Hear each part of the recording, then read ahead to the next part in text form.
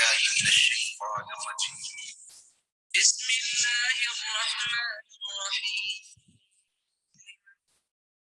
اقترب للناس حسابهم وهم في غفلة معرضون ما يأتيهم من ذكر من ربهم محدث إلا استمعوه وهم يلعبون لاهية قلوبهم وأسروا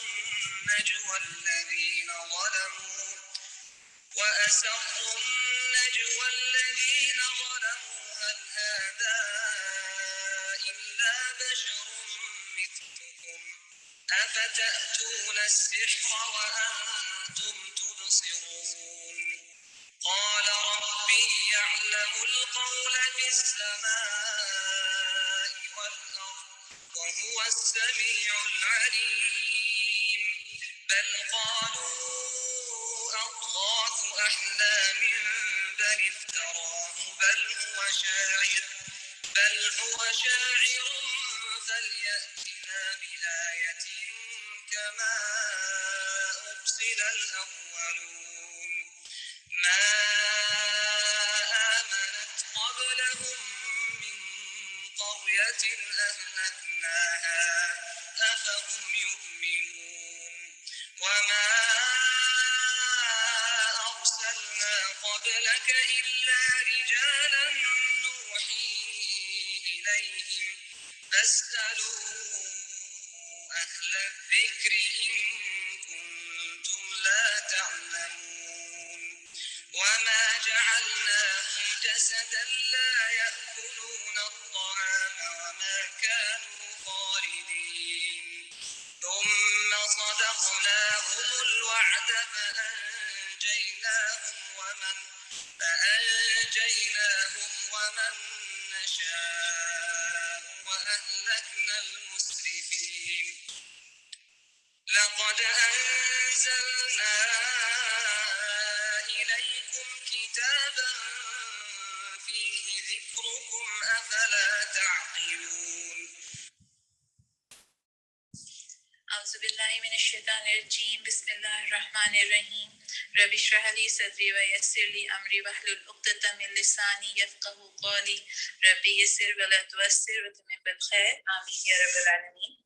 السلام علیکم ورحمۃ اللہ۔ پیاری بہنوں، جیسا کہ آپ کو ہم لوگ سورہ طٰہٰ جو ہے وہ اپنی ہم نے لاسٹ کلاس میں شروع کی تھی اور انشاءاللہ آج ہم اسی کو جو ہے وہ پھر کنٹینیو کرتے ہیں۔ سورہ طٰہٰ میں ہم نے جو اپنی آخری کلاس میں پڑھا تھا اب تک کہ اس کے سب سے پہلے رکوع میں ہی جو ہے وہ نبی کریم صلی اللہ علیہ وآلہ وسلم کو یہ خوشخبری مل رہی ہے کہ یہ قرآن جو ہے وہ کسی بھی لحاظ سے ان کے لیے باعث مشقت نہیں ہوگا، بلکہ حضور صلی اللہ علیہ وسلم کو اپنے مشن میں اور اپنے مقصد میں ضرور کامیابی ملے گی۔ اس سے آگے پھر ہم نے اللہ تعالیٰ کی رحمان صفت کا پڑھا تھا کہ اللہ کی رحمت سے بڑھ کر کوئی خزانہ انسان کے لیے کارآمد نہیں، اور رحمان رحمت عام جس کا فائدہ کائنات کی تمام مخلوقات کو گھیرے ہے، ستارے ہوں یا سیارے، آسمان، زمین، مسلم، کافر، چرند پرند، سب اس رحمت سے حصہ پا رہے ہیں۔ اور پھر حضرت موسیٰ علیہ السلام کو جو نبوت ملی، حضرت موسیٰ علیہ السلام کا پورا قصہ جو ہے وہ اس میں بیان کیا گیا ہے، ان کی نبوت ملنے کا، اور پھر اس کے بعد جو وہ فرعون کے دربار میں جاتے ہیں، وہاں جا کے اللہ کے دین کی جو دعوت دیتے ہیں، اور جادوگروں سے پھر ان کا جو مقابلہ ہونا، اور جادوگروں کا جو ہے وہ سجدے میں گر جانا، ایمان لے آنا، اور حق ایک دفعہ جب ان کے سامنے آ جاتے ہیں اور حق کو حق پہچان لیتے ہیں تو پھر بس اس پہ عمل کرنے میں جو ہے وہ دیر نہیں کرتے۔ اور حضرت موسیٰ جو ہے وہ اس کے بعد بنی اسرائیل کو لے کے جو ہے وہ نکل آتے ہیں، اور فرعون اپنے لشکر کے ساتھ جو ہے وہ غرق ہو جاتا ہے۔ اور اللہ کی شان قدرت اور اس چیز کی یاد دہانی اس پورے واقعے میں کہ اگر اللہ کی طرف تم قدم اٹھاؤ گے تو پھر یہ ساری کائنات جو ہے وہ ہمیں سپورٹ کرے گی، اور پھر اللہ جو ہے وہ ہمیں تھام لے گا، اور وہی ہر نقصان سے بچانے کے لیے کافی ہے۔ بے شک. اچھا اب آگے جو ہے وہ میں آیت نمبر 80 سے ترجمہ انشاءاللہ پڑھتی جاتی ہوں اور اس کے بعد ہم انشاءاللہ اس کی تفسیر دیکھتے جاتے ہیں. بسم اللہ الرحمن الرحیم. اے بنی اسرائیل، ہم نے تم کو تمہارے دشمن سے نجات دی اور طور کی دائیں جانب تمہاری حاضری کے لیے وقت مقرر کیا اور تم پر من و سلوہ اتارا. کھاؤ ہمارا دیا ہوا پاک رزق اور اسے کھا کر سرکشی نہ کرو ورنہ تم پر میرا غضب ٹوٹ پڑے گا، اور جس پر میرا غضب ٹوٹا وہ پھر گر کر ہی رہا. البتہ جو توبہ کر لے اور ایمان لائے اور نیک عمل کرے پھر سیدھا چلتا رہے، اس کے لیے میں بہت درگزر کرنے والا ہوں. اچھا اس آیت میں جو ہے وہ مغفرت کے جو ہیں وہ اللہ تعالیٰ مغفرت کی 4 شرائط بتا رہے ہیں کہ جس نے بھی سرکشی کی اس پر تو غضب جو ہے وہ اللہ تعالیٰ کا ٹوٹ پڑے گا، لیکن اگر پھر وہ توبہ کر لے تو کیا ہے اس کے 4 اصول کہ البتہ جو توبہ کر لے، ایمان لائے، نیک عمل کرے اور پھر سیدھا چلتا رہے. یعنی جب ایک دفعہ وہ توبہ کر لے اور پلٹ آئے تو پھر اسی راستے پہ جو ہے نا وہ ہمیشہ قائم بھی رہے. یہ نہیں کہ توبہ کی اور پھر دوبارہ سے انہی جو ہے غلطیوں کا بار بار پلٹ کے جو ہے گناہوں کی طرف انسان جائے. تو اللہ تعالیٰ کہتے ہیں کہ اگر اس طرح سے رہے گا کہ وہ اس پہ پھر قائم بھی رہے تو اس کے لیے پھر میں بہت درگزر کرنے والا ہوں. اور کیا چیز تمہیں اپنی قوم سے پہلے لے آئی موسیٰ؟ اس نے عرض کیا وہ بس میرے پیچھے آ ہی رہے ہیں، میں جلدی کر کے تیرے حضور آ گیا ہوں اے میرے رب تاکہ تو مجھ سے خوش ہو جا. یہاں جو ہم نے ابھی پیچھے پڑھا کہ جو ہے وہ اللہ تعالیٰ نے تورات دینے کے لیے حضرت موسیٰ علیہ السلام کو کوہ طور پر بلایا تو حضرت موسیٰ علیہ السلام جو ہے وہ طے شدہ وقت سے پہلے ہی پہنچ گئے. اب جو حضرت موسیٰ علیہ السلام تھے ان کو ایک امید تو یہ تھی کہ شاباش ملے گی، جو طے شدہ وقت اس سے وہ پہلے پہنچ گئے. لیکن ہوا کیا کہ اللہ تعالیٰ نے ان سے پوچھا کہ کیا چیز تمہیں اپنی قوم سے پہلے لے آئی؟ تو موسیٰ علیہ السلام نے کہا کہ میں جلدی آ گیا ہوں اور وہ میرے پیچھے جو ہے وہ میری قوم آ ہی رہی ہے.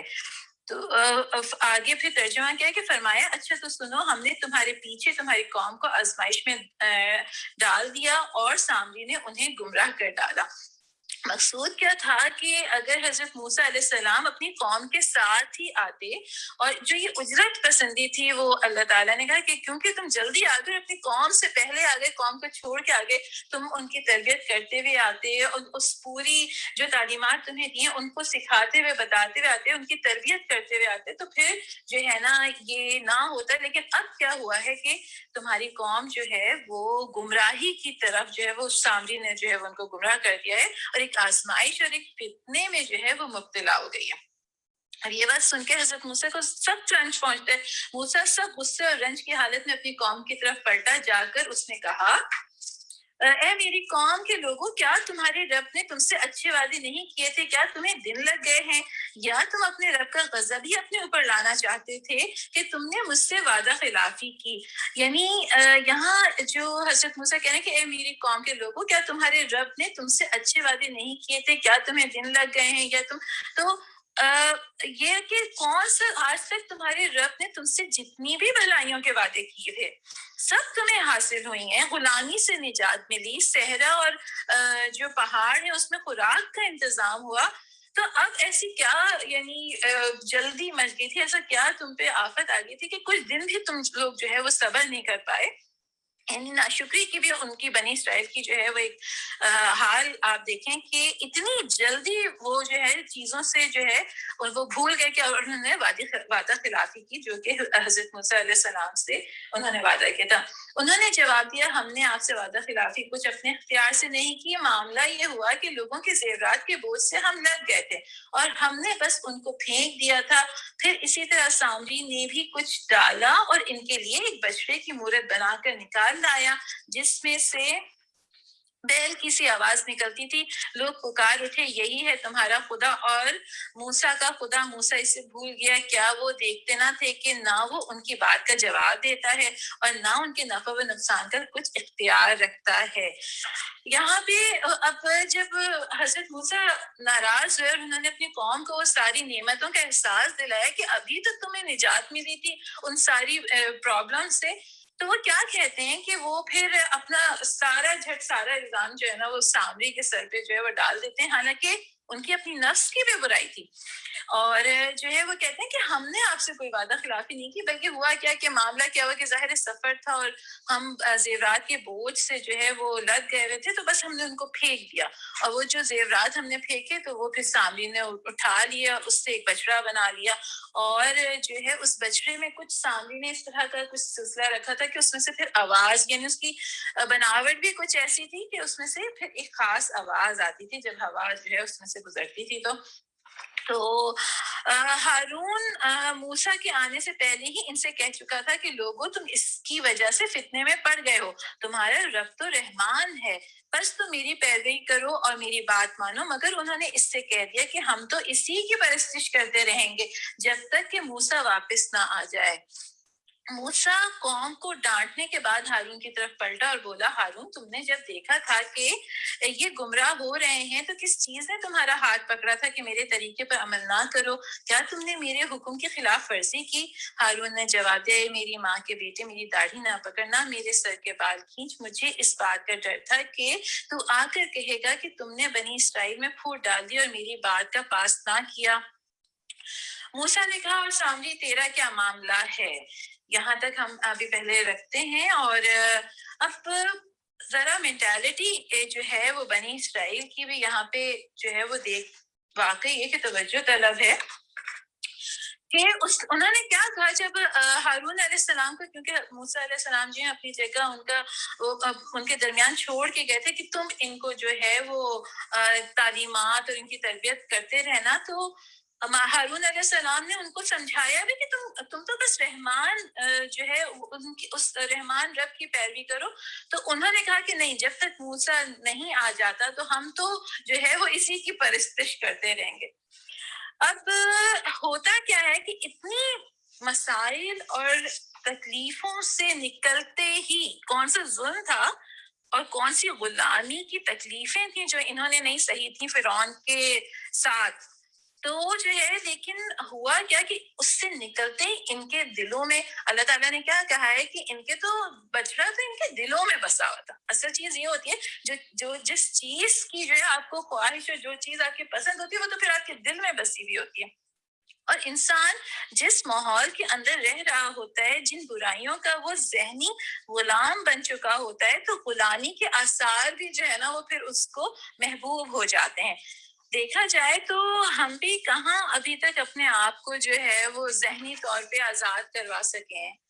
اور ابھی تک ہمارا یہ کہ گورا رنگ ہمیں بھی اٹریکٹ کرتا ہے اور 100 جتن جو ہے ہم اس کے لیے کر رہے ہوتے ہیں. ہمیں وہی انداز پسند ہیں، انہی جیسی محفلیں پسند ہیں، لباس ہمیں وہی پسند ہیں، اور زبان ان کی پسند ہے. یہاں تک کہ اب ہمیں تہوار بھی جو ہے وہ انہی کے پسند آ رہے ہوتے ہیں، وہی تہوار ہم بھی منا رہے ہوتے ہیں. اب اس سے بھی زیادہ ذہنی غلامی اور کیا ہوگی؟ آگے پھر کیا کہ موسیٰ علیہ السلام نے جب قوم کی بھی سے بھی ناراضگی اور ان کی خبر لی، اور اس کے بعد ہارون علیہ السلام سے بھی کہا کہ کیوں نہیں تم نے ان کا ہاتھ پکڑا، تو اس کے بعد پھر موسیٰ علیہ السلام سامری کی طرف پلٹتے ہیں کہ سامری تم بتاؤ کہ تمہارا کیا معاملہ ہے. آگے میں پڑھتی ہوں، پھر انشاءاللہ اس کو دیکھ لیتے ہیں. اس نے جواب دیا، میں نے وہ چیز دیکھی جو ان لوگوں کو نظر نہ آئی، بس میں نے رسول کے نقش قدم سے ایک مٹھی اٹھا لی اور اس کو ڈال دیا. میرے نفس نے مجھے کچھ ایسا ہی سجھایا. موسیٰ نے کہا، اچھا تو جا، اب زندگی پر تجھے یہی پکارتے رہنا ہے کہ مجھے نہ چھونا، اور تیرے لیے باسپرس کا ایک وقت مقرر ہے جو تجھ سے ہرگز نہ ٹلے گا. اور دیکھ اپنے اس خدا کو جس پر تو ریجھا ہوا تھا، اب ہم اسے جلا ڈالیں گے اور ریزہ ریزہ کر کے دریا میں بہا دیں گے. لوگوں تمہارا خدا تو بس ایک ہی اللہ ہے، جس کے سوا کوئی اور خدا نہیں ہے. ہر چیز پر اس کا علم حاوی ہے. یہاں تک ہی رکھتے ہیں، پھر آگے دوسرا بات شروع ہو رہی ہے. تو جو ہے اس کے بعد حضرت موسیٰ علیہ السلام نے جو ہے سامری سے کہا کہ تم بتاؤ کہ تمہارا کیا معاملہ ہے. اب سامری نے کیا جواب دیا کہ میں نے وہ چیز دیکھی جو ان لوگوں کو نظر نہ آئی، بس میں نے رسول کے نقش قدم سے ایک مٹھی اٹھا لی اور اس کو ڈال دیا، اور میرے نفس نے مجھے کچھ ایسا ہی سجھایا تھا. یہ جو آیت ہے نا، اس آیت کی تفسیر میں تھوڑا سا جو ہے وہ مفسرین کا اختلاف ہے، اور وہ ہم دونوں ہی جو اس کی تفسیر ہے وہ میں آپ کے سامنے رکھ دیتی ہوں. کچھ مفسرین کا خیال ہے کہ جو اس نے یہ بات کی نا کہ میں نے وہ چیز دیکھی جو ان لوگوں کو نظر نہ آئی، تو سامری جو تھا اس کو علم تو اس کے پاس تھا، جنتر منتر وغیرہ وہ جانتا تھا، تو کسی وقت اپنے علم اور ان سب چیزوں کی وجہ سے جو یہ پڑھتا پڑھاتا تھا اس کو اس چیز کا اس وقت اندازہ ہو گیا جب حضرت جبرائیل علیہ السلام حضرت موسیٰ علیہ السلام کے پاس جو ہے وہ وہی لے کر آئے، اس کا اندازہ جو ہے وہ سامری کو ہو گیا، اور اس نے جو ہے پھر حضرت جبرائیل علیہ السلام کے جہاں قدم پڑے تھے وہ مٹی اٹھا لی، اور اس مٹی میں پھر کیونکہ ایسی تاثیر تھی کہ جب اس نے وہ مٹی اس بچڑے میں ڈالی تو اس بچڑے میں سے جو ہے وہ پھر آواز بھی آئی، اور جو ہے وہ پھر لوگ جو ہے ظاہر ہے کہ وہ گمراہی کا شکار ہوئے۔ اور ایک دوسری رائے جو مفسرین کی اس آیت کے بارے میں کہ پھر اس نے کیونکہ وہ تھا تو بڑا شاطر سامری جو ہے شاطر دماغ والا، بڑا فتنہ پرور بات کہنے والا جو شخص تھا، تو اس نے ایک اور چال چلی، اور وہ کیا چال چلی کہ اس نے نا پھر جیسے وہ ایک جھوٹی تعریف، اور آپ کہتے ہیں نا کہ بھئی آپ تو بہت ہی نیک ہیں، آپ تو بڑے بزرگ ہیں، تو اس نے وہی چال حضرت موسیٰ کے ساتھ چلی کہ میں نے آپ اتنے نیک ہیں اور میں نے وہ چیز دیکھی کہ جو لوگ نہیں دیکھ سکے، کہ جب آپ گئے تو میں نے آپ کے نقش پا کی جو مٹی ہے وہ اٹھا لی، اور آپ کے قدموں کی خاک میں ایسی تاثیر ہے کہ جب میں نے وہ بچڑے میں ڈالی، یعنی اس نے سوچا کہ چلو میں یہ چال چل کے دیکھتا ہوں کہ شاید حضرت موسیٰ جو ہے وہ میں اتنی تعریف کروں گا تو پھر کیا وہ اس میں کرتے ہیں۔ تو حضرت موسیٰ علیہ السلام تو اللہ تعالیٰ کے بہت ہی جلیل القدر جو ہے وہ پیغمبر تھے، اور وہ تو اس طرح کی لچھی دار باتوں میں سامری کے نہیں آ سکتے تھے، اور پھر حضرت موسیٰ علیہ السلام نے اس کو کہا کہ اب تجھے زندگی بھر یہی پکارتے رہنا ہے کہ مجھے نہ چھونا، اور اس کا کیا مطلب ہے کہ نہ کوئی اس کے قریب جا سکتا تھا اور نہ وہ کسی کے قریب، ایک آئسولیشن میں اس کو جو ہے وہ پوری زندگی گزارنی تھی۔ اور کچھ پرانی روایات میں یہ ملتا ہے کہ جو بیماری اس کو کوئی ایسی بیماری ہو گئی تھی سامری کو کہ جو ہے پھر اگر وہ کسی کے قریب جاتا تھا یا کوئی شخص اس کے قریب آتا تھا تو دونوں یعنی سامری اور اس شخص کو جو ہے وہ تیز بخار جو ہے وہ آ جاتا تھا۔ اب اللہ عالم کہ اس کو کون سی بیماری، کون سا ایسا وائرس ہو گیا تھا اس وقت۔ آگے پڑھ لیتے ہیں، دیکھ لیتے ہیں انشاءاللہ۔ یہ پورا حضرت موسیٰ علیہ السلام کا واقعہ ہے، تو ہم اس کو اسی لیے ذرا سا تیزی کے ساتھ دیکھ رہے ہیں۔ اے محمد صلی اللہ علیہ وآلہ وسلم، اس طرح ہم پچھلے گزرے ہوئے حالات کی خبریں تم کو سناتے ہیں، اور ہم نے خاص اپنے ہاں سے تم کو ایک ذکر اور درس نصیحت عطا کیا ہے۔ جو کوئی اس سے منہ موڑے گا وہ قیامت کے روز سخت بار گناہ اٹھائے گا، اور ایسے سب لوگ ہمیشہ اس کے وبال میں گرفتار رہیں گے، اور قیامت کے دن ان کے لیے اس جرم کی ذمہ داری کا بوجھ بڑا تکلیف دہ بوجھ ہوگا۔ اس دن جب کہ سور پھونکا جائے گا اور ہم مجرموں کو اس حال میں گھیر لائیں گے کہ ان کی آنکھیں دہشت کے مارے پتھرائی ہوئی ہوں گی، آپس میں چپکے چپکے کہیں گے کہ دنیا میں مشکل ہی سے تم نے کوئی 10 دن گزارے ہوں گے۔ ہمیں خوب معلوم ہے کہ وہ کیا باتیں کر رہے ہوں گے۔ ہم یہ بھی جانتے ہیں کہ اس وقت ان میں سے جو زیادہ سے زیادہ محتاط اندازہ لگانے والا ہوگا وہ کہے گا کہ نہیں، تمہاری دنیا کی زندگی بس ایک دن کی زندگی تھی۔ یہاں پورا وہی آخرت کی جو ڈائلاگز ہیں وہ اللہ تعالیٰ نے بتائے ہیں جہنمیوں کے، کہ جب ان کو جو بھی اللہ کی آیات سے، اللہ کے ذکر سے منہ موڑنے والے لوگ ہوں گے، وہ قیامت کے روز سب بار گناہ جو ہے وہ اٹھائے ہوں گے، اور آپس میں چپکے چپکے بات کریں گے جہنمی کہ ہم دنیا میں کتنا رہے ہوں گے۔ تو جب وہ آپس میں چپکے چپکے یہ بات کر رہے ہوں گے کہ ہم شاید کوئی 10 دن گزاریں، تو ان میں جو سب سے زیادہ محتاط اندازہ لگانے والا ہوگا وہ کہے گا کہ نہیں، تمہاری دنیا کی زندگی بس ایک دن کی زندگی ہے۔ مطلب محتاط اندازے لگانے والا کون؟ جس کی بڑی زبردست کمال کی جو ہے وہ کیلکولیشن ہوتی تھی، بڑے زبردست اندازے ہوا کرتے تھے دنیا میں بھی۔ بعض جس طرح بہت سے لوگوں کو اس چیز پہ بڑا فخر ہوتا ہے کہ ہمارے اندازے ہمیشہ درست جو ہے وہ ہوتے ہیں، تو اللہ تعالیٰ فرماتے ہیں کہ جو ان میں بڑا ہی ذہین فتین قسم کا کوئی کمال کی کیلکولیشن کرنے والا ہوگا وہ کہے گا کہ نہیں، تم 10 دن نہیں رہے ہو، تم تو بس ایک دن کی زندگی دنیا میں جو ہے وہ گزار کے آئے ہو۔ اور یہ اتنا مختصر سی زندگی اور اتنا مختصر سا وقت یہ اس چیز کا فیصلہ کرے گا کہ جیسا عمل ہم اس مختصر وقت میں کریں گے ویسی ہی ہمیشہ اب پھر ہماری اسی کے حساب سے ہمیشہ رہنے والی جو زندگی ہے وہ ڈیپینڈ کرتی ہے اس مختصر سے وقت کے عمل پر.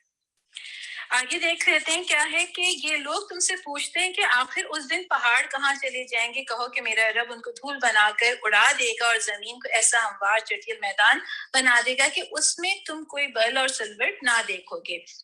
اس روز سب لوگ منادی کی پکار پر سیدھے چلے آئیں گے, کوئی ذرا کر نہ دکھا سکے گا اور آوازیں رحمان کے آگے دب جائیں گی, ایک سرسراہٹ کے سوا تم کچھ نہ سنو گے. اس روز شفاعت کارگر نہ ہوگی الا یہ کہ کسی کو رحمان اس کی اجازت دے اور اس کی بات سننا پسند کرے. وہ لوگوں کا اگلا پچھلا سب حال جانتا ہے اور دوسروں کو اس کا پورا علم نہیں ہے. زمین جو ہے وہ ہموار چٹیل میدان بنا دی جائے گی. یہ بات ہم قرآن بہت سے مختلف مقامات پہ پڑھ چکے ہیں کہ سورہ انشقاق کی بھی آیت ہے کہ زمین بالکل پھیلا دی جائے گی. سورہ انفطار میں آیا ہے کہ سمندر پھاڑ دیے جائیں گے, جس کا مطلب غالباً یہ ہے کہ سمندروں کی جو تہیں ہیں نا وہ پھٹ جائیں گی اور سارا پانی زمین کے اندر اتر جائے گا. یہ سمندر جو ہے وہ بھر دیے جائیں گے, یعنی تہیں پھٹیں گی اور سارا پانی اندر چلا جائے گا. غرض یہ کہ ہر طرح کے نشیب و فراز جو ہیں ختم ہو جائیں گے زمین کے. نہ پہاڑ رہیں گے, پہاڑ دھول بن کے اٹھ جائیں گے. سمندروں کو بھی چٹیل میدان بنا دیجیے گا. پوری ایک زمین جو ہے وہ پورے ایک میدان کی صورت اختیار کر لے گی. اور یہ وہ دن ہوگا جس دن جو ہے وہ آخرت کا دن ہے اور سب جو ہے وہ اللہ کے آگے جو ہے وہ کھڑے ہوں گے. آگے اور اللہ تعالیٰ کیا بتا رہے ہیں کہ پھر کس میں یہ ہوگی کہ وہ اللہ رحمان کے آگے جو ہے وہ بات کر سکے, اور سوائے اس کے کہ جس کو اللہ تعالیٰ جو ہے وہ اجازت دیں گے. لوگوں کے سر اس حی و قیوم کے آگے جھک جائیں گے. نامراد ہوگا وہ اس سے کسی ظلم کا بار گناہ اٹھائے ہوئے اور کسی ظلم یا حق تلفی کا خطرہ نہ ہوگا اس شخص کو جو نیک عمل کرے اور اس کے ساتھ وہ مومن بھی ہو. اس دن وہ کون سا دن ہوگا کہ سب کے سر جو ہے اس الحی القیوم کے آگے جو ہے وہ جھکے ہوئے ہوں گے.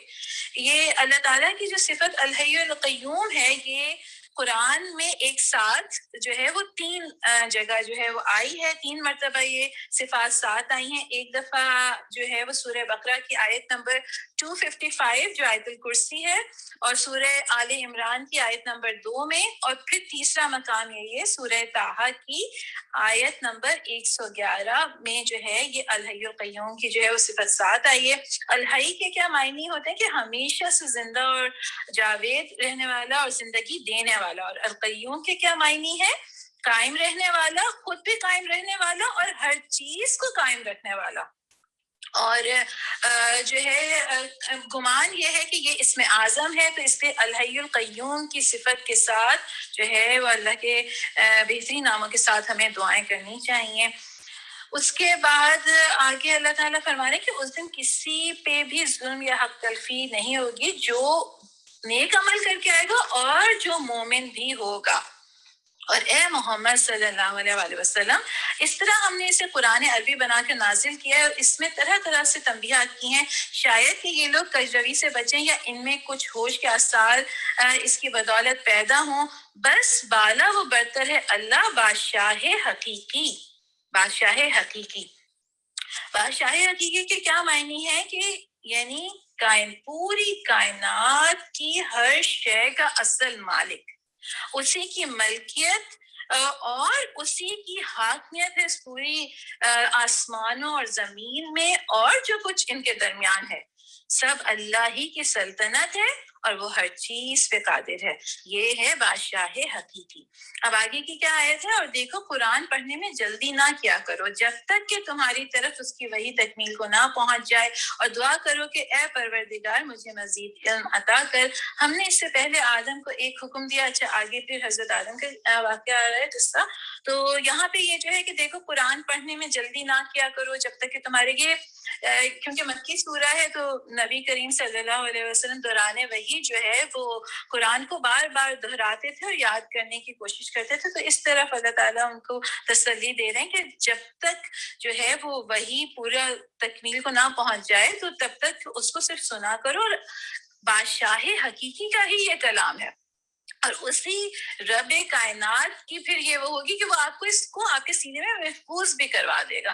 تو اس لیے اس کو جلدی بار بار پڑھنے کا جو ہے نا وہ نہیں کیا کرو، بلکہ وحی کی تکمیل کا جو ہے وہ انتظار کیا کرو.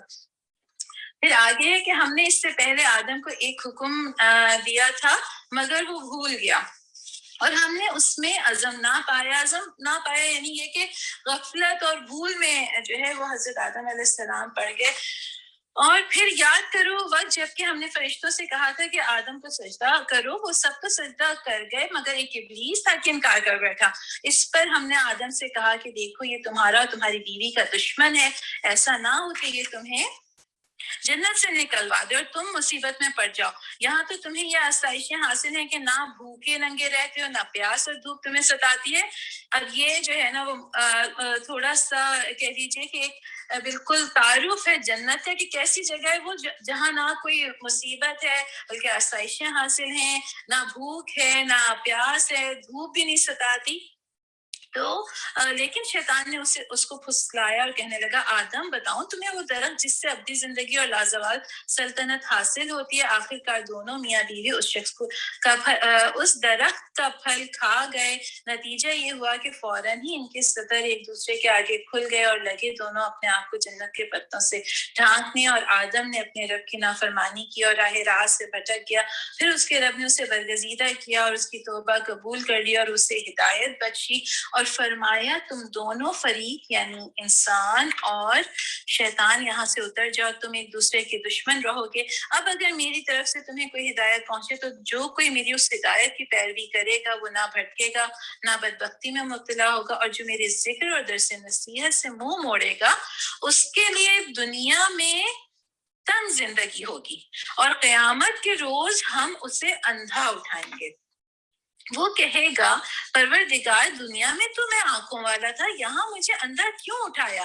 اللہ تعالیٰ فرمائے گا ہاں اسی طرح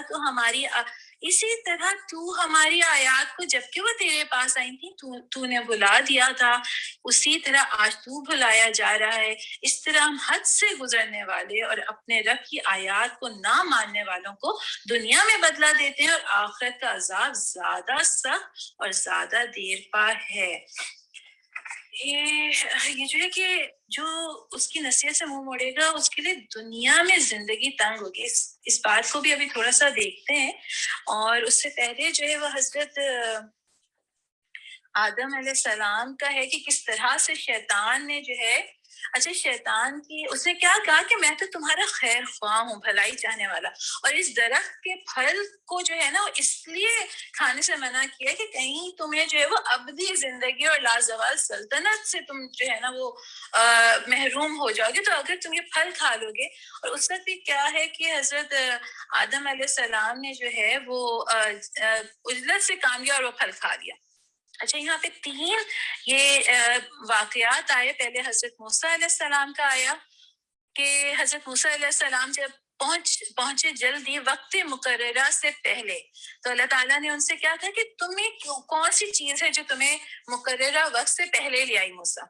اس کے بعد فوراً اس کی بات تھوڑے سے 4-5-6 آیتوں کے بعد محمد صلی اللہ علیہ وسلم کو اللہ تعالیٰ نے یہ فرمایا کہ جلدی نہیں کیا کرو جو وہ ہے کیا نام ہے قرآن پڑھنے میں، بلکہ پہلے پوری وحی کی تکمیل کا جو ہے وہ انتظار کیا کرو. اور اس کے فوراً بعد حضرت آدم علیہ السلام کا واقعہ آ رہا ہے کہ حضرت آدم علیہ السلام نے بھی جو ہے وہ وہی ایک فطری جو ہے ہر شخص میں انسانوں میں کمزوری رکھی گئی ہے کہ جلدی کی اور وہ پھل کھا لیا.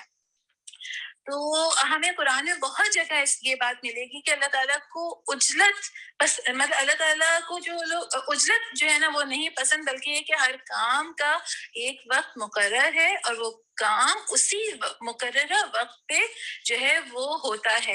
اور یہاں پہ ایک جو کہہ لیجیے کہ میسج ہے وہ دین کا کام جو کرتے ہیں ان کے لیے بھی ہے کہ ان کو بھی کسی قسم کی بے صبری کا جو ہے وہ مظاہرہ نہیں کرنا چاہیے، بلکہ وہ استقامت کے ساتھ اور صبر کے ساتھ اپنے کام کو کرتے رہنا چاہیے.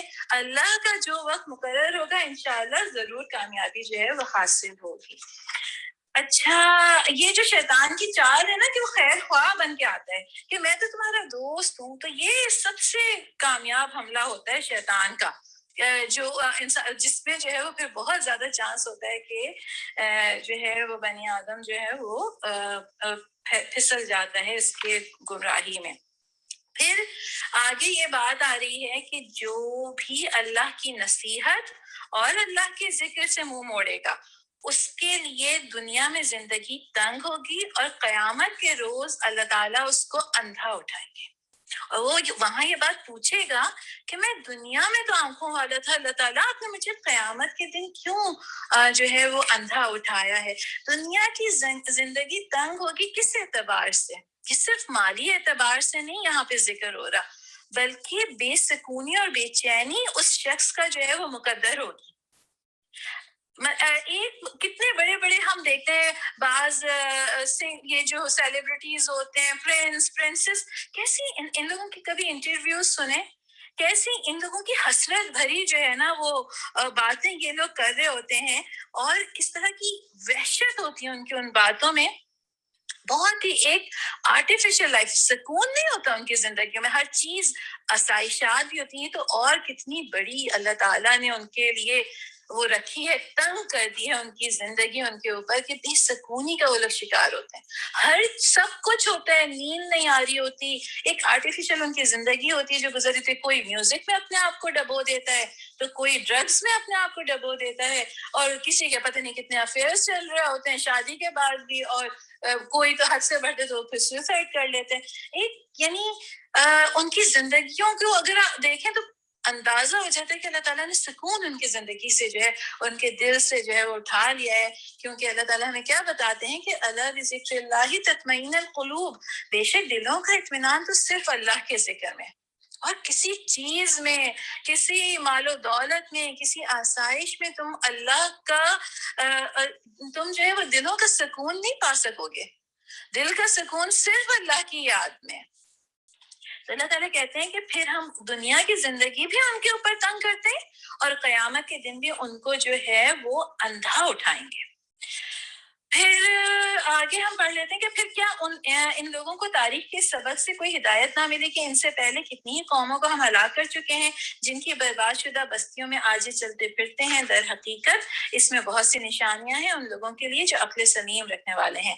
اگر تیرے رب کی طرف سے پہلے ایک بات طے نہ کر دی گئی ہوتی اور مہلت کی ایک مدت مقرر نہ کی جا چکی ہوتی تو ضرور ان کا بھی فیصلہ چکا دیا جاتا. بس محمد صلی اللہ علیہ وسلم جو باتیں یہ لوگ بناتے ہیں ان پر صبر کرو, اور اپنے رب کی حمد و ثنا کے ساتھ اس کی تسبیح کرو. سورج نکلنے سے پہلے اور غروب ہونے سے پہلے اور رات کے اوقات میں بھی تسبیح کرو, اور دن کے کناروں پر بھی, شاید کہ تم راضی ہو جاؤ اور نگاہ اٹھا کر بھی نہ دیکھو دنیاوی زندگی کی اس شان و شوکت کو جو ہم نے ان میں سے مختلف قسم کے لوگوں کو دے رکھے. یہ تسبیح کرو سورج نکلنے سے پہلے اور غروب ہونے سے پہلے اور رات کے اوقات, یہ پھر جو ہے آگے نماز کے جو ہے وہ نماز کی طرف اشارہ ہے, نماز کے اوقات کی طرف جو ہے نا. اور وہ پھر یہ کہ دنیاوی زندگی کی اس شان و شوکت کو جو ہم نے ان میں سے مختلف قسم کے لوگوں کو دے رکھی ہے وہ تو ہم نے انہیں آزمائش میں ڈالنے کے لیے دی ہے, اور تیرے رب کا دیا ہوا رزق حلال ہی بہتر اور پائندہ تر ہے. اپنے اہل و عیال کو نماز کی تلقین کرو اور خود بھی اس کے پابند رہو. ہم تم سے کوئی رزق نہیں چاہتے, رزق تو ہم ہی تمہیں دے رہے ہیں, اور انجام کی بھلائی تقوی ہی کے لیے. اپنے اہل و عیال کو بھی نماز کی تلقین کرو. یہاں اللہ تعالیٰ کس طرف اشارہ کریں کہ نہ صرف یہ کہ خود بھی نماز کی پابندی کرو, بلکہ اپنے اہل و عیال, اپنے گھر والوں کو بھی نماز کی تلقین کرو. یہ نہیں کہ خود تو بہت ہر وقت نماز اور اس کی فکر ہے, اور بچوں کی اور گھر والوں کی فکر نہیں. اور پھر بس آخری جو بات ہے وہ وہی ہے کہ ہمارے سامنے جو ہے اللہ کی کھلی آیات آتی ہیں, اس کی قدرت کا اظہار آتا ہے, اس کی طاقت کا اظہار آتا ہے, اس کی نشانیاں آتی ہیں, میری اپنی کمزوریاں آتی ہیں.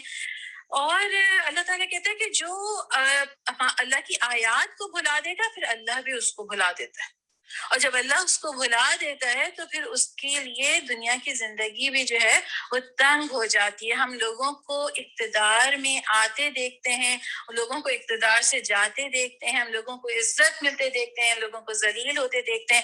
رزق کی فراخی آتی ہے, رزق کی کمی آتی ہے, صحت آتی ہے, اس کے ساتھ صحت آتی ہے, کسی کے پاس بیماری آتی ہے.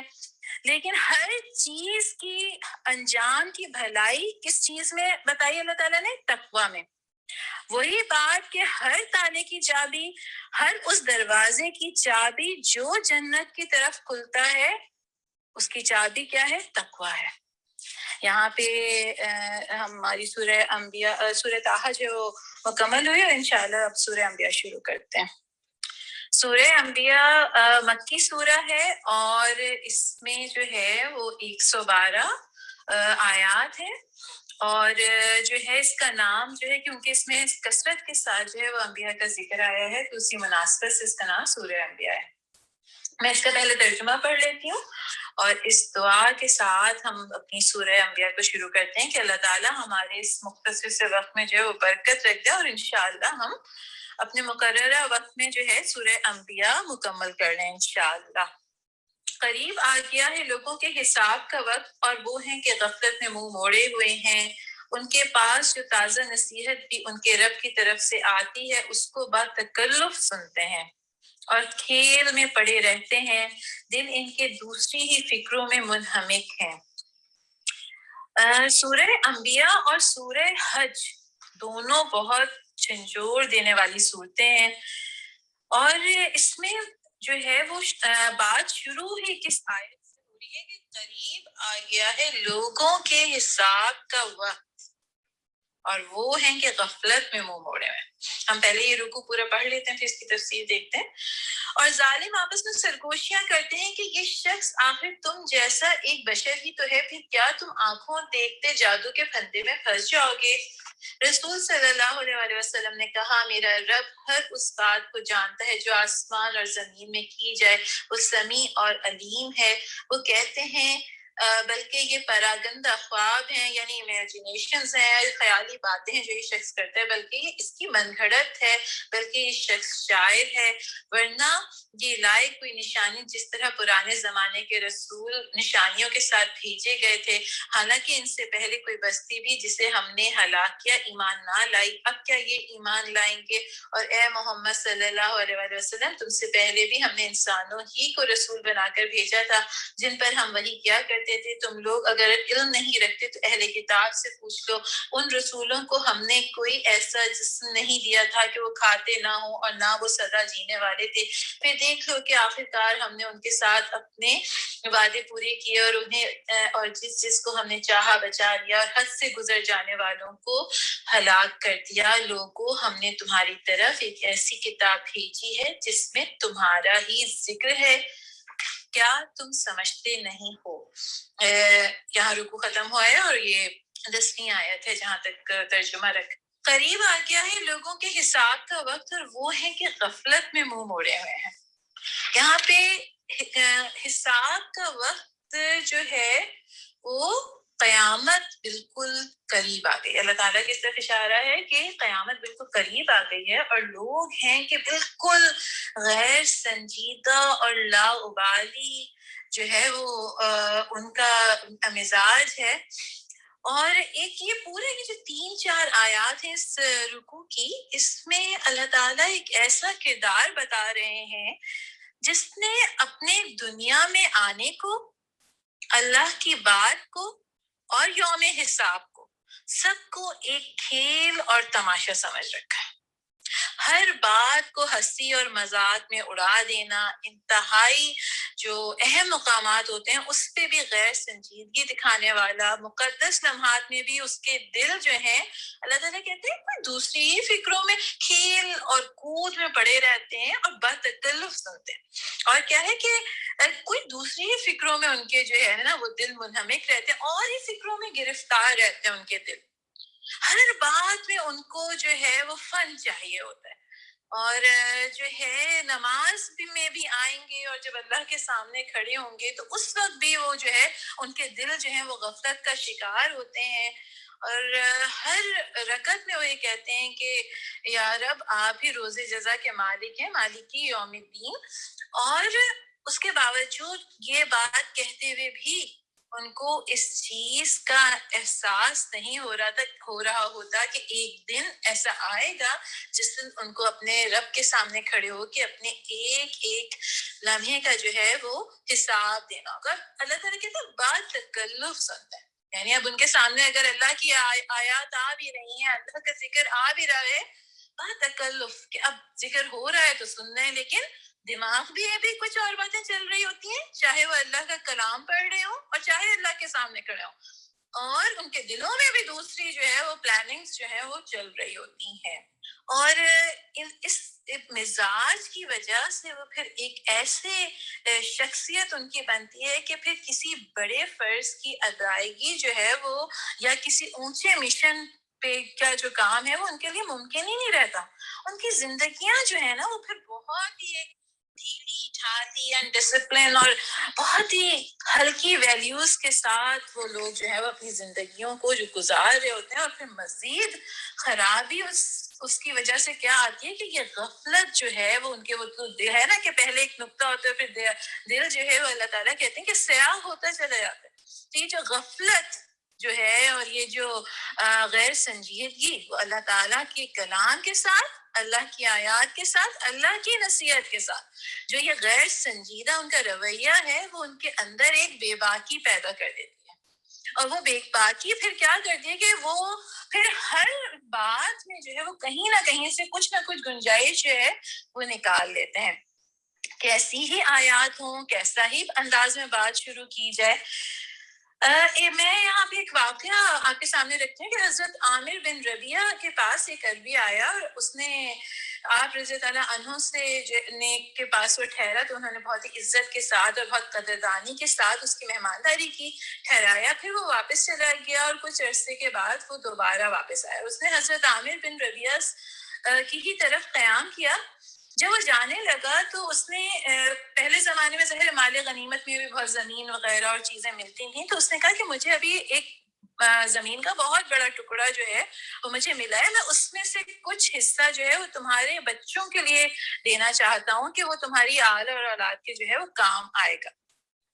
حضرت عامر رضی اللہ عنہ نے جواب دیا, اب تمہاری زمین کی مجھے کوئی ضرورت نہیں, دنیا میں مجھے اب کوئی دلچسپی نہیں. ایک ایسی صورت ہم پر نازل ہوئی ہے جس نے ہمیں ہلا کر رکھ دیا ہے, اب دنیا میں ہماری کوئی دلچسپی باقی نہیں رہ گئی. اور وہ صورت جو ہے وہ سورہ انبیاء ہے.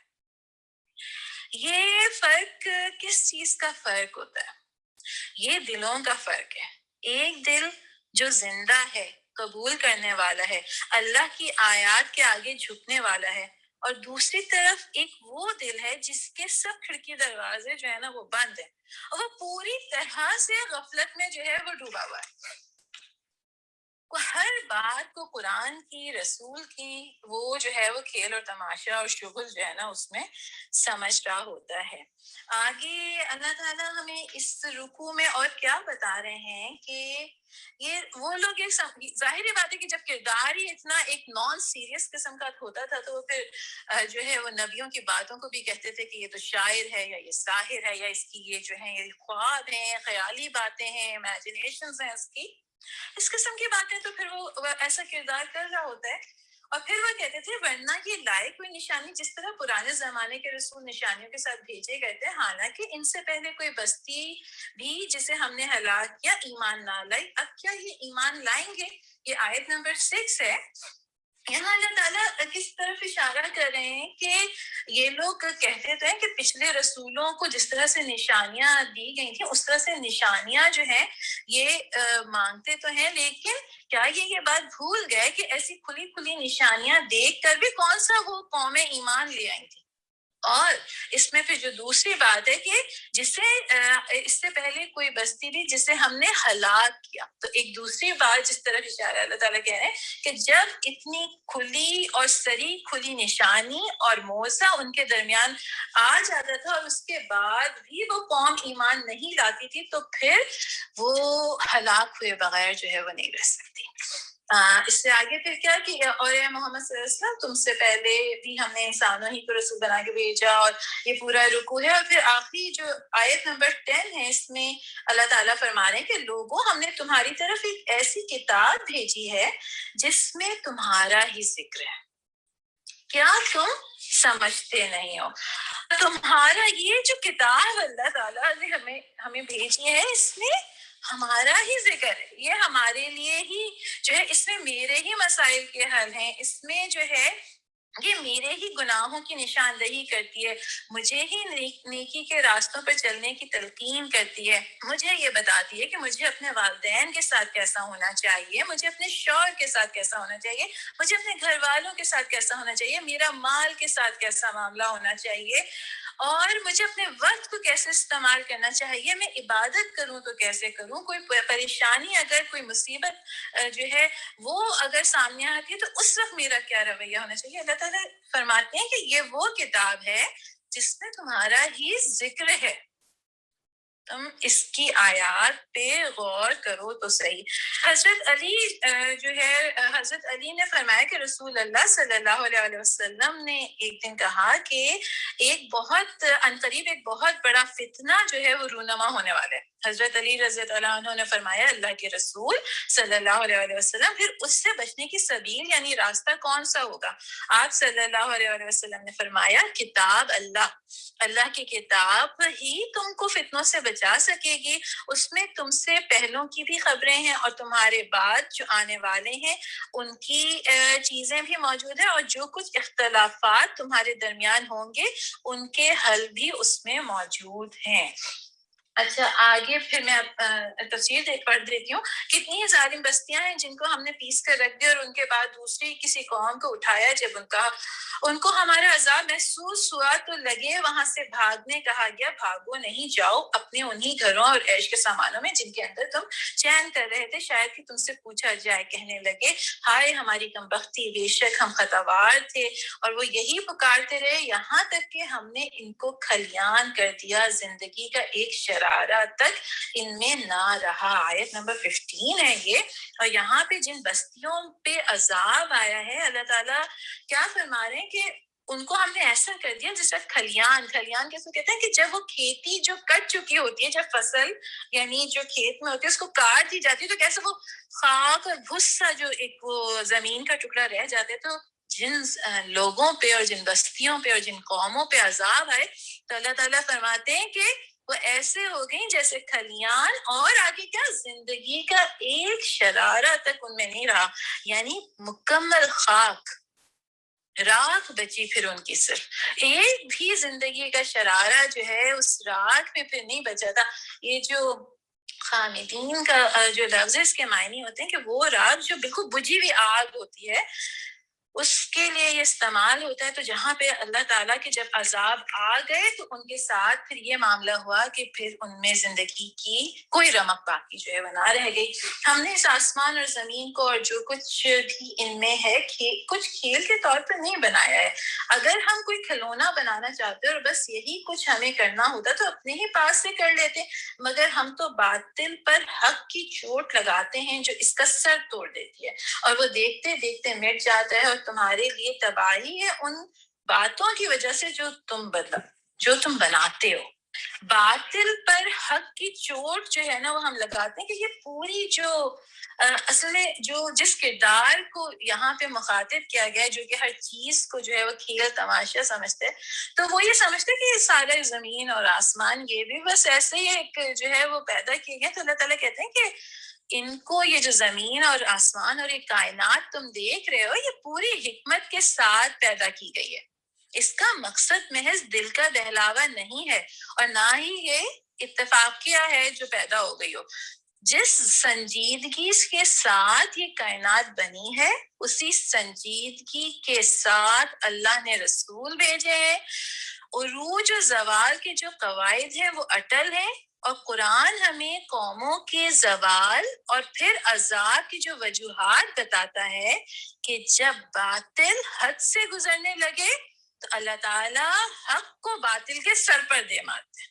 اور باطل ہمیشہ عارضی ہوتا ہے، سطحی ہوتا ہے، اور سچائی جو ہے وہ باطل کو بالکل مٹا کر رکھ دیتی ہے۔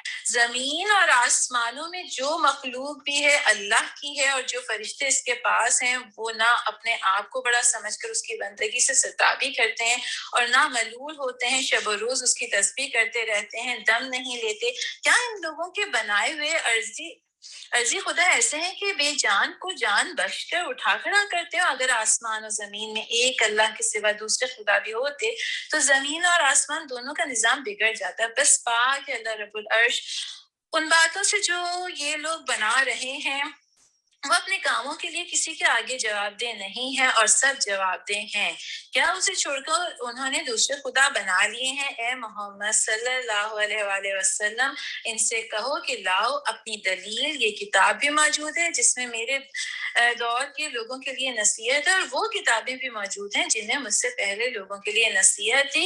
یہاں پہ اللہ تعالیٰ کیا ہمیں بتا رہے ہیں کہ جتنی بھی آسمانی کتب جو ہیں اور جتنے بھی صحیفے آئے، سب میں کسی میں بھی تم یہ نکال کے دکھا دو کہ ایک اللہ جو ہے وہ خالق و اس کے سوا بھی کوئی جو ہے وہ خالق و مالک ہے، یا کوئی دوسرے خدا کا بھی جو ہے نا اس میں ذکر ہو، مگر ان میں سے اکثر لوگ حقیقت سے بے خبر ہیں، اس لیے منہ موڑے ہوئے ہیں۔ ہم نے تم سے پہلے جو رسول بھی بھیجا ہے اس کو یہی وحی کی ہے کہ میرے سوا کوئی خدا نہیں ہے، بس تم لوگ میری ہی بندگی کرو۔ یہ کہتے ہیں کہ رحمان اولاد رکھتا ہے، سبحان اللہ، وہ تو بندے ہیں جنہیں عزت دی گئی ہے۔ اللہ اس کے حضور بڑھ کر نہیں بولتے، اور بس اس کے حکم پر عمل کرتے ہیں۔ جو کچھ ان کے سامنے ہے اسے بھی وہ جانتا ہے، اور جو کچھ ان سے اوجھل ہے اس سے بھی وہ باخبر ہے۔ وہ کسی کی سفارش نہیں کرتے بجز اس کے جس کے حق میں سفارش سننے پر اللہ راضی ہو، اور وہ اس کے خوف سے ڈرے رہتے ہیں۔ اور جو ان میں سے کوئی کہہ دے کہ اللہ کے سوا میں بھی ایک خدا ہوں تو اسے ہم جہنم کی سزا دیں، اور ہمارے ہاں ظالموں کا یہی بدلہ ہے۔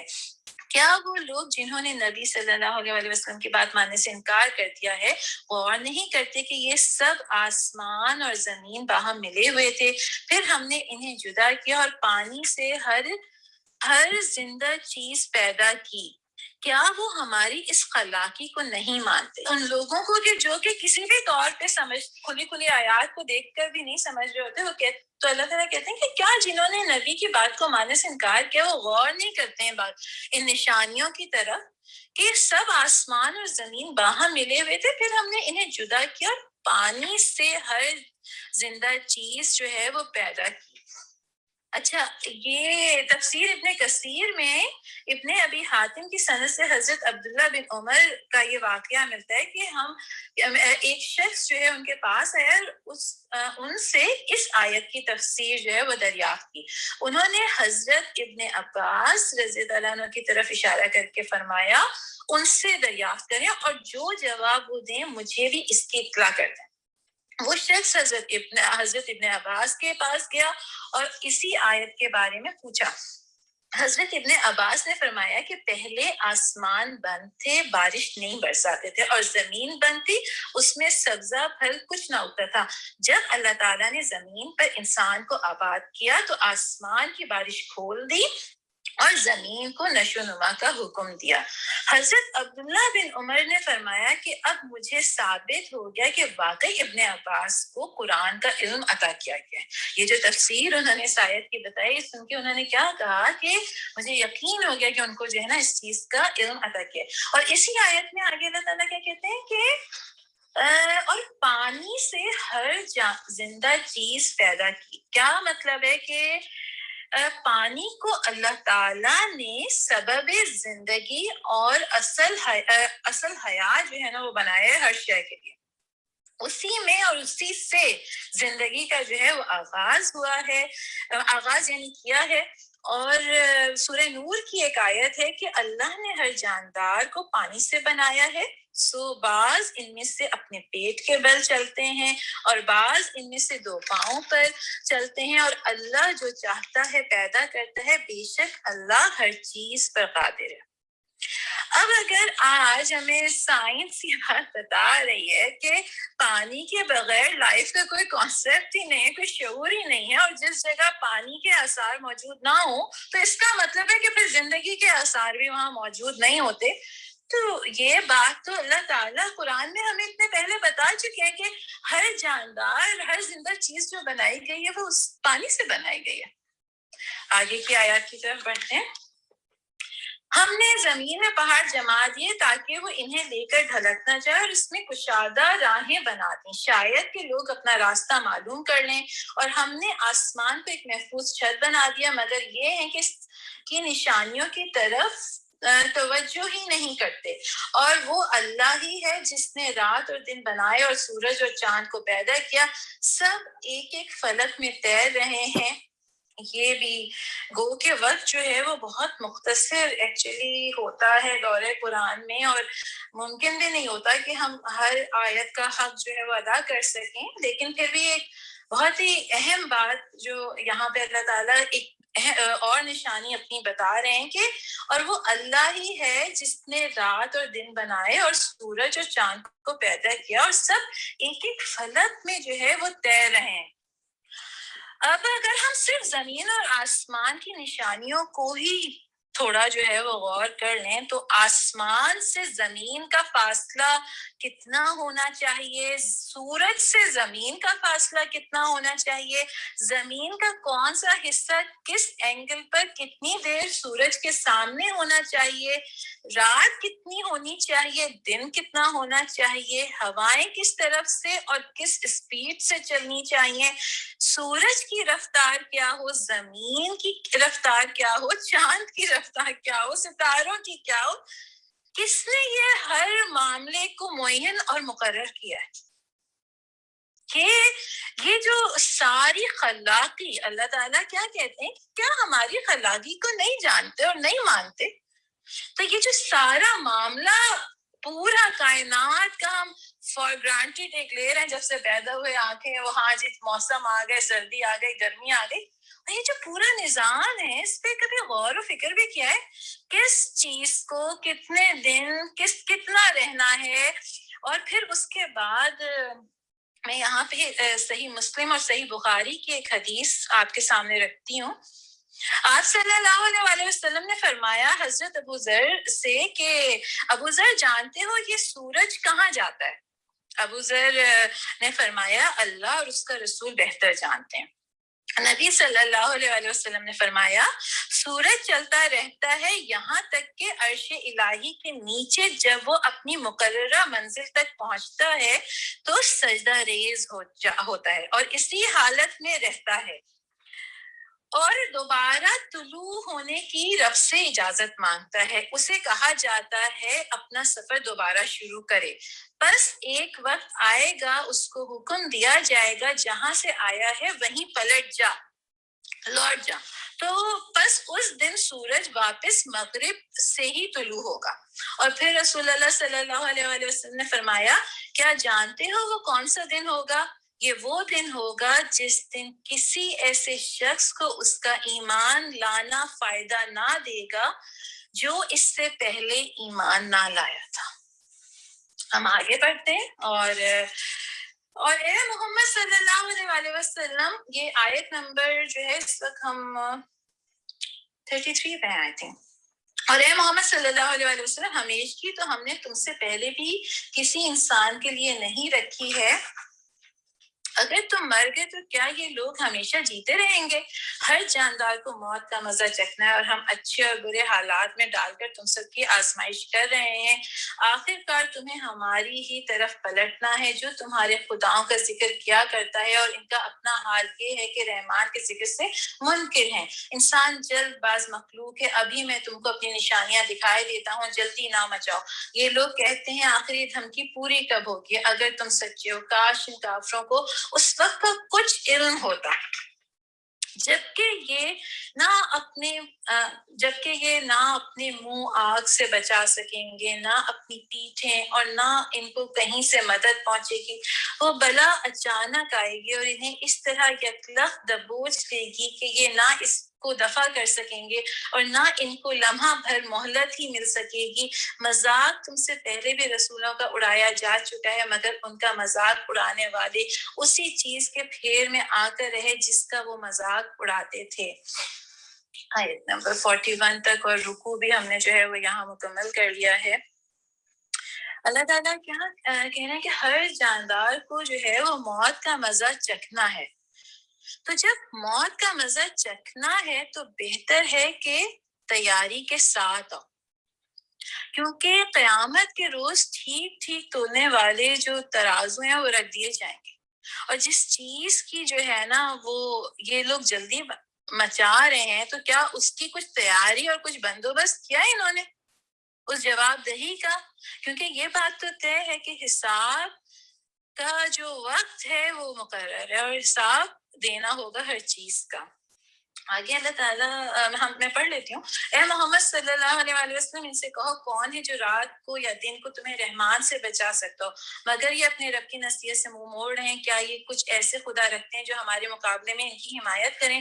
وہ تو نہ خود اپنی مدد کر سکتے ہیں اور نہ ہماری ہی تائید ان کو حاصل ہے. اصل بات یہ ہے کہ ان لوگوں کو اور ان کے آباء اجداد کو ہم نے زندگی کا سر و سامان دیے چلے گئے یہاں تک کہ ان کو دن لگ گئے مگر کیا انہیں نظر نہیں آتا کہ ہم زمین کو مختلف سمتوں سے گھٹاتے چلے آ رہے ہیں. یہاں پہ اللہ تعالیٰ کیا کہیں کہ طویل مدت تک کیونکہ لوگ جو ہیں ان کی کو اللہ تعالیٰ ان کی رستے کو دراز رکھتے ہیں اور ان کو نعمتیں دیے ہی چلے جاتے ہیں.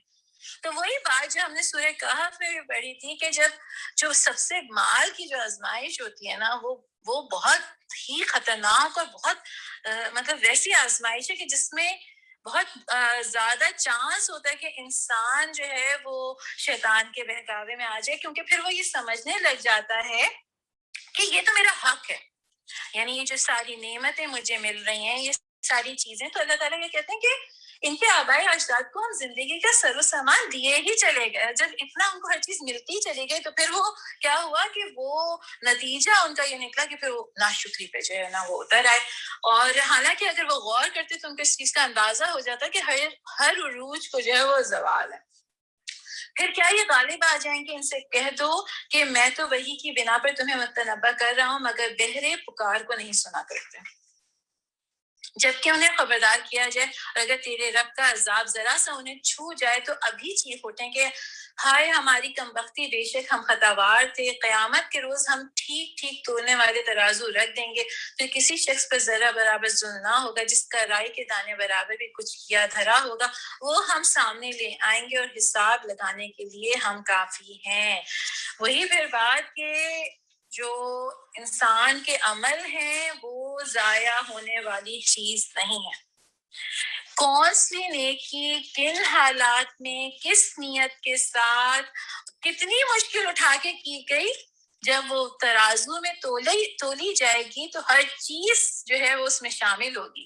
کن حالات میں کی، کیا کن وسائل میں کی، کس نیت سے کی، یہ شامل ہوگا. اور یہی یہ ہے کہ جو ہے جو بھی چاہے کتنی بھی چھپ کے برائی کر لے وہ بھی رائی کے بھی دانے کے برابر جو چیز ہوگی. اللہ تعالیٰ کہتے ہیں کہ قیامت کے دن جو ہے نا وہ ہر چیز تم اپنے نامہ اعمال میں دیکھ لو گے. اس سے آگے جو ہے وہ انبیاء کا ذکر آ رہا ہے اور ہم پڑھتے بھی جاتے ہیں اور اس کو انشاءاللہ دیکھتے جاتے ہیں. پہلے ہم موسیٰ اور ہارون کو فرقان اور روشنی اور ذکر عطا کر چکے ہیں ان متقی لوگوں کی بھلائی کے لیے جو بے دیکھے اپنے رب سے ڈریں اور جن کو حساب کی اس گھڑی کا کھٹکا لگا ہوا. اور اب یہ بابرکت ذکر ہم نے تمہارے لیے نازل کیا ہے پھر کیا تم اس کو قبول کرنے سے انکاری ہو؟ اس سے بھی پہلے اچھا فرقان جو ہے نا فرقان کے کیا معنی ہوتے ہیں؟ فرقان کہتے ہیں حق اور باطل کے درمیان جو ہے جو چیز امتیاز کرتی ہے یعنی اس کو فرق جو بتاتی ہے حق اور باطل کے درمیان اس کسوٹی کو جو ہے وہ فرقان کہتے ہیں. اور موسیٰ اور ہارون کو فرقان دیا تو یہاں پہ جو اس سے مراد ہے نا وہ تورات ہے کیونکہ قرآن سے پہلے تورات ہی کتاب الہی تھی اور جو موجود تھی اور کتاب الہی ہی حق اور باطل کے درمیان فرق بتاتی ہے. تو جو فرقان ہے وہ جو ہے اس جو یہاں ذکر ہے وہ تورات کا ذکر ہے. اچھا آگے اس سے بھی پہلے ہم نے ابراہیم کو اس کی ہوش مندی بخشی تھی اور ہم اس کو خوب جانتے تھے یاد کرو وہ موقع جبکہ اس نے اپنے باپ اور اپنی قوم سے کہا کہ یہ مورتیں کیسی ہیں جن کے تم لوگ گرویدہ ہو رہے ہو. انہوں نے جواب دیا ہم نے اپنے باپ دادا کو ان کی عبادت کرتے پایا ہے. اس نے کہا تم بھی گمراہ ہو اور تمہارے باپ دادا بھی صحیح گمراہی میں پڑے ہوئے. انہوں نے کہا کیا تو ہمارے سامنے اپنی اصلی خیالات پیش کر رہا ہے یا مذاق کرتا ہے؟ اس نے جواب دیا نہیں، بلکہ فی الواقع تمہارا رب وہی ہے جو زمین اور آسمانوں کا رب اور ان کا پیدا کرنے والا ہے. اس پر میں تمہارے سامنے گواہی دیتا ہوں اور خدا کی قسم میں تمہاری غیر موجودگی میں ضرور تمہارے بتوں کی خبر لوں گا. چنانچہ اس نے ان کو ٹکڑے ٹکڑے کر دیا اور صرف ان کے بڑے کو چھوڑ دیا تاکہ شاید وہ اس کی طرف رجوع کریں. انہوں نے آ کر بتوں کا یہ حال دیکھا تو کہنے لگے ہمارے خداؤں کا یہ حال کس نے کر دیا، بڑا ہی کوئی ظالم تھا وہ. بعض لوگ بولے مطلب عقل کا جب واقعی حال دیکھیں کہ سارے بت ٹوٹے ہوئے تو کہہ رہے ہمارے خداؤں کا جو ہے یہ حال کس نے کر دیا. بعض لوگ بولے ہم نے ایک نوجوان کو ان کا ذکر کرتے سنا تھا جس کا نام ابراہیم ہے. انہوں نے کہا تو پکڑ لاؤ اسے سب کے سامنے تاکہ لوگ دیکھ لیں اس کی کیسی خبر لی جاتی ہے. اب یہاں ذرا معاملہ دیکھیں کہ کیا ہوا کہ جب حضرت ابراہیم علیہ السلام نے جو ان کے سارے بت توڑ دیے اور وہ جو ایک بڑا بت تھا اس کو چھوڑ دیا تھا خالی، تو جب وہ آئے واپس تو انہوں نے کہا کہ یہ تو کس نے ہمارے خداؤں کا یہ حال کیا ہے. تو بعض لوگ بولے ابراہیم نام کا ایک نوجوان تھا جس جو نا اس طرح کی باتیں جو ہیں وہ کر رہا تھا ہمارے خداؤں کے معاملے میں. تو وہ انہوں نے کیا کہا اس کو پکڑ لاؤ اور سب لوگ تاکہ دیکھ لیں کہ اس کی ہم نا کیسی خبر لیتے ہیں. اب سب لوگ یعنی کہ جو عام لوگ ہوں گے نا ان کو بھی پھر انہوں نے بلا لیا. اب یہاں پہ آپ یہ دیکھیں کہ ان جو پجاری تھے جو یہ بت پرست جو سارے لیڈر تھے ان کے، ان سے بھی وہی حماقت سرزد ہوئی جو فرعون سے سرزد ہوئی تھی. اس نے بھی جادوگروں سے جو ہے نا حضرت موسیٰ علیہ السلام کا مقابلہ کرنے کے لیے ملک بھر کی جو سمجھ خلقت کو جو ہے وہ جمع کر لیا تھا. اور اس نے کہا تھا کہ جو ہے یہ جب جادوگر حضرت موسیٰ علیہ السلام کو ثابت کر دیں گے یعنی تو پھر یہ جو ساری عوام ہے اس پہ ثابت ہو جائے گا کہ موسیٰ علیہ السلام جو تعلیمات لے کے ہیں وہ جھوٹی ہیں. اور یہی کام جو ہے وہ حضرت ابراہیم علیہ السلام کے زمانے میں جو ان کے وہ تھے انہوں نے کیا کہ انہوں نے کہا اچھا سب کو بلا لو اور ہم اس کی نا جو ایسی وہ کرتے ہیں ساری جو اس کی خبر لیتے ہیں. اور حضرت ابراہیم علیہ السلام کا مقدمہ سننے کے لیے عوام کو انہوں نے اکٹھا کر لیا.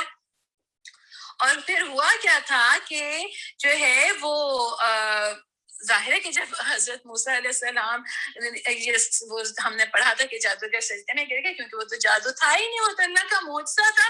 اور یہی بات ہوئی کہ حضرت ابراہیم علیہ السلام نے بھی ان سارے لوگوں کے سامنے کہا کہ یہ تو تم جو ہے اس نے کہا کہ ابراہیم نے کہ تمہارے خداؤں کے ساتھ تم نے یہ کیسے حرکت کی ہے، بلکہ یہ سب کچھ ان کے سردار نے کیا ہے. اور اسی سے پوچھ لو کہ یہ کیوں نہیں بولتا ہے.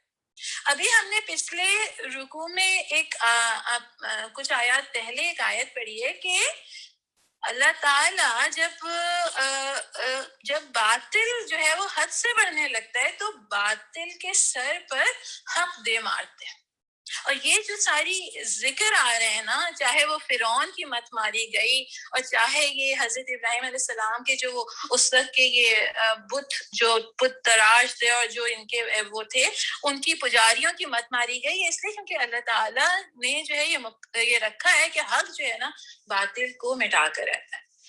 آگے میں پڑھتی ہوں. اچھا یہ سن کر وہ لوگ اپنے ضمیر کی طرف پڑھتے، ظاہر ہے اب عوام بھی جمع ہو گئی تھی اور پھر یہ حضرت ابراہیم نے یہ بات بھی کہہ دی تھی تو کیا ہوا کہ تھوڑا سے تو ان کے دلوں میں یہ بات آئی کہ بات تو یہ صحیح کہہ رہے ہیں. ضمیر کی طرف پلٹے اور اپنے دلوں میں کہنے لگے واقعی تم خود ہی ظالم ہو. مگر پھر ان کی مت پلٹ گئی اور بولے تو جانتا ہے کہ یہ بولتے نہیں ہیں. ابراہیم علیہ السلام نے کہا پھر کیا تم اللہ کو چھوڑ کر ان چیزوں کو پوج رہے ہو جو نہ تمہیں نفع پہنچانے پر قادر ہیں نہ نقصان؟ تو پھر تم پر اور تمہارے ان معبودوں پر جن کی تم اللہ کو چھوڑ کر پوجا کر رہے ہو کیا تم کچھ بھی عقل نہیں رکھتے؟ انہوں نے کہا جلا ڈالو اس کو اور حمایت کرو اپنے خداؤں کی اگر تمہیں کچھ کرنا ہے. ہم نے کہا اے آگ ٹھنڈی ہو جا اور سلامتی بن جا ابراہیم پر. وہ چاہتے تھے کہ ابراہیم کے ساتھ برائی کریں مگر ہم نے ان کو بری طرح ناکام کر دیا اور ہم اسے اور لوط کو بچا کر اس سرزمین کی طرف نکال لے گئے جس میں ہم نے دنیا والوں کے لیے برکتیں رکھی ہیں. اور ہم نے اسے اسحاق عطا کیا اور یعقوب یعقوب اس پر مزید اور ہر ایک کو صالح بنایا، اور ہم نے ان کو امام بنا دیا جو ہمارے حکم سے رہنمائی کرتے تھے، اور ہم نے انہیں وحی کے ذریعے نیک کاموں کی اور نماز قائم کرنے اور زکوٰۃ دینے کی ہدایت کی، اور وہ ہمارے عبادت گزار تھے۔ نماز اور زکوٰۃ کا ذکر آپ دیکھیں یہ پھر آ گیا ہے۔ اب حضرت ابراہیم علیہ السلام کو نوجوانی کی عمر سے جو ہدایت اور معرفت اور جو بلند مرتبہ دیا گیا تھا، اس کے ذکر کے بعد اللہ تعالیٰ کیا بتا رہے ہیں کہ پھر اس نے ہجرت کر لی، اور جو ہے انعام کے طور پہ پھر اللہ تعالیٰ نے ان کو جو ہے وہ ایسے بیٹے اور پوتے دیے جو کہ نہ صرف نبی تھے بلکہ ایک سے بڑھ کے ایک جو ہے وہ صالح جن کو بنایا، یعنی صالحین میں ان کا شمار ہوتا ہے۔ اور حضرت لوط علیہ السلام اور حضرت ابراہیم علیہ السلام اس ہجرت میں انسات تھے، اور حضرت لوط علیہ السلام نے حضرت ابراہیم علیہ السلام کے ساتھ ہجرت کی تھی۔ حضرت ابراہیم کے بھتیجے تھے وہ، اور دونوں نبیوں کی دعوت کے علاقے الگ الگ ہیں، لیکن حضرت ابراہیم کی اس ہجرت میں حضرت لوط جو ہے ان کے ساتھ تھے۔ آگے حضرت لوط کا ذکر ہے، اور لوط علیہ السلام کو ہم نے حکم اور علم بخشا اور اسے اس بستی سے بچا کر نکال دیا جو بدکاریاں کرتی تھی۔ در حقیقت وہ بڑی ہی بری فاسق قوم تھی، اور لوط کو ہم نے اپنی رحمت میں داخل کیا، وہ صالح لوگوں میں سے تھا۔ اچھا، یہاں پہ حکم اور علم جو بخشا ہے، تو حکم اور علم عطا کیا، حکم سے مراد ہوتا ہے فیصلے کی قوت اور صلاحیت جو ہے وہ عطا کی تھی، اور علم سے مراد علم نبوت ہے۔ پہلی چیز جو ہے وہ عقل اور فطرت کی پاکیزگی کا پھل ہوتی ہے، اور دوسری چیز جو ہے وہ وحی الہی کی جو ہے وہ برکت ہوتی ہے۔ ٹھیک ہے، اچھا، اور یہی نعمت ہم نے نوح کو دی، یاد کرو جبکہ ان سب سے پہلے اس نے ہمیں پکارا تھا، ہم نے اس کی دعا قبول کی اور اسے اور اس کے گھر والوں کو کرب عظیم سے نجات دی، اور اس قوم کے مقابلے میں اس کی مدد کی جس نے ہماری آیات کو جھٹلا دیا تھا۔ وہ بڑے برے لوگ تھے، بس ہم نے ان سب کو غرق کر دیا۔ اور اسی نعمت سے ہم نے داؤد علیہ السلام اور سلیمان علیہ السلام کو سرفراز کیا۔ یاد کرو وہ موقع جبکہ وہ دونوں ایک کھیت کے مقدمے میں فیصلہ کر رہے تھے، جس میں رات کے وقت دوسرے لوگوں کی بکریاں پھیل گئی تھیں، اور ہم ان کی عدالت کو دیکھ رہے تھے۔ اس وقت ہم نے صحیح فیصلہ سلیمان کو سمجھا دیا، حالانکہ حکم اور علم ہم نے دونوں ہی کو عطا کیا تھا۔ دونوں کون؟ داؤد علیہ السلام اور حضرت سلیمان علیہ السلام، دونوں کی بات ہو رہی ہے کہ دونوں کو عطا کیا تھا، لیکن صحیح فیصلہ کس کو سجھایا اس وقت؟ حضرت سلیمان علیہ السلام کو۔ داؤد کے ساتھ ہم نے پہاڑوں اور پرندوں کو مسخر کر دیا تھا جو تسبیح کرتے تھے، اس فعل کرنے والے ہم ہی تھے، اس فعل کے کرنے والے ہم ہی تھے، اور ہم نے اس کو تمہارے فائدے کے لیے ذرا بنانے کی صنعت سکھا دی تھی تاکہ تم کو ایک دوسرے کی مار سے بچائے۔ پھر کیا تم شکر گزار ہو؟ اور سلیمان علیہ السلام کے لیے ہم نے تیز ہوا مسخر کر دیا تھا، اور جو اس کے حکم سے اس سرزمین کی طرف چلتی تھی جس میں ہم نے برکتیں رکھی ہیں۔ ہم ہر چیز کا علم رکھنے والے تھے، اور شیاطین میں سے ہم نے ایسے بہت سو کو اس کا تابع بنا دیا تھا جو اس کے لیے غوطے لگاتے تھے اور اس کے سوا دوسرے کام کرتے تھے۔ ان سب کے نگران ہم ہی تھے۔ اللہ تعالیٰ مسلسل یہ بات بتا ہے کہ ہر چیز پہ جو نگران ہے وہ اللہ بزرگ و برتر کی ہستی ہے۔ ہر چیز جو ہے وہ اللہ تعالیٰ دیکھ رہے ہیں۔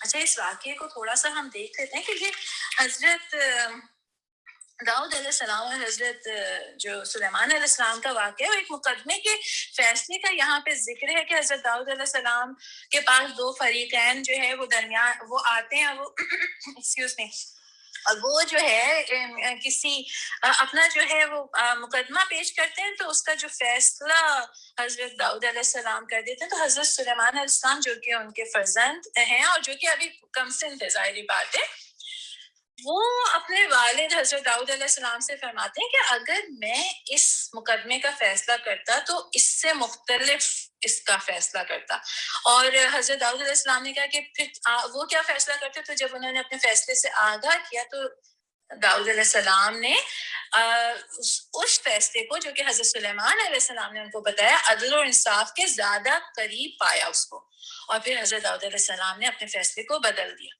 حضرت داؤد علیہ السلام جو ہے وہ ایک ایسے ایک حکمران، ایک پیغمبر، اس کے باوجود عدل جو ہے اس عدل اور فیصلوں کے معاملے میں کس قدر ان کا جو ہے وہ محتاط معاملہ تھا، اور اللہ تعالیٰ نے اپنے پیغمبر کو ایک ایسا بیٹا جو ہے وہ عطا کیا تھا جو کم عمری سے ہی ایسی اعلیٰ قوت فیصلہ رکھتا تھا کہ اپنے عظیم والد کو بھی وہ بسا اوقات جو ہے وہ مشورے دیتے تھے. اور کسی باپ کے لیے یہ بہت بڑی خوش قسمتی ہوتی ہے کہ اس کو ایسی لائق اور فرما بردار اور اللہ کی شکر گزار اولاد جو ہے وہ ملے.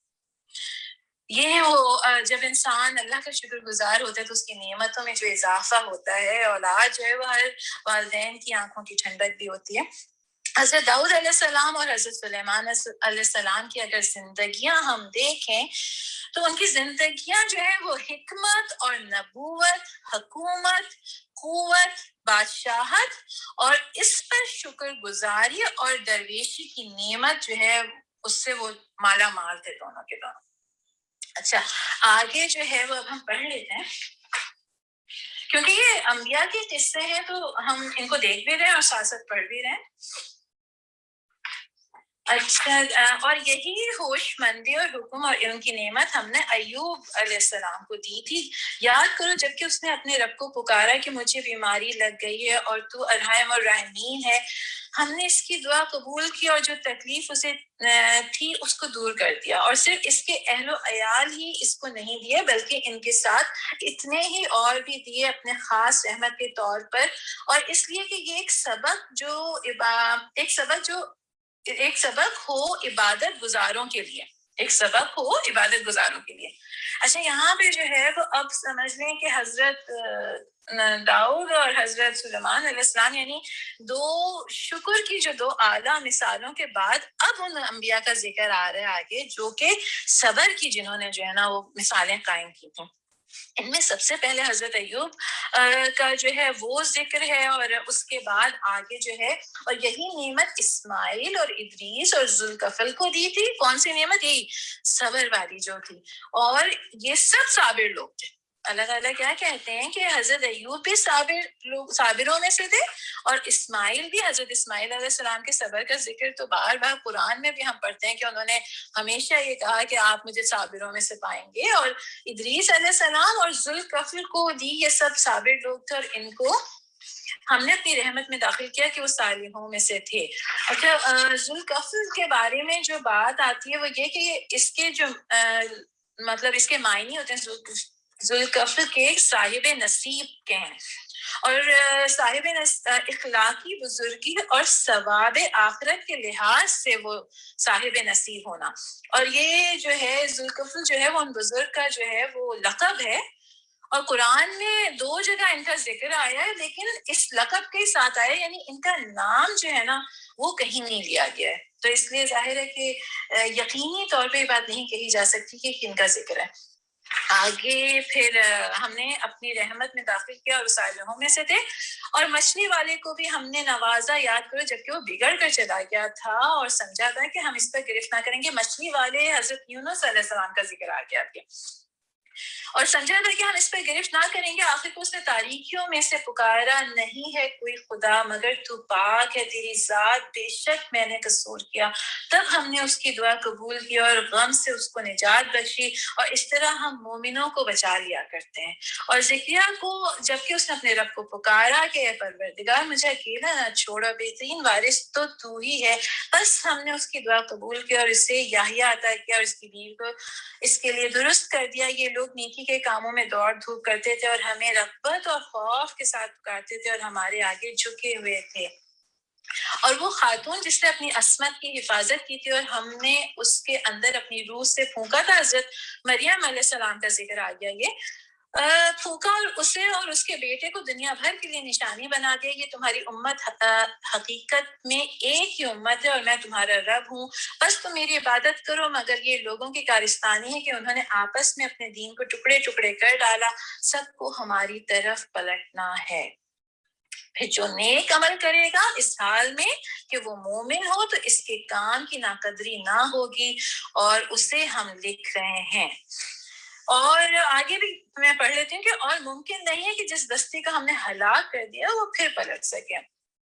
یہاں پہ یہ سارے انبیاء کا ذکر کیا گیا، اور جتنے بھی نبی آئے وہ سب ایک ہی دین لے کے آئے. وہ جو اللہ تعالیٰ نے یہ بات یہاں رکھی کہ یہ تمہاری امت حقیقت میں ایک ہی امت ہے. تو سارے نبی جو آئے وہ ایک ہی دین لے کر آئے, اور وہ دین کیا ہے کہ ایک اللہ کی بندگی کرو, شرک سے بچو, توحید کی جو ہے وہ تبلیغ. اس کے بعد اللہ تعالیٰ یہ کہتے ہیں کہ کوئی مطلب کسی بستی کو جو ہم نے ہلاک کر دیا تو یہ ممکن ہی نہیں ہے کہ وہ پلٹ سکے, یہاں تک کہ اچھا اب آگے کی آیات میں پڑھ لیتے ہیں.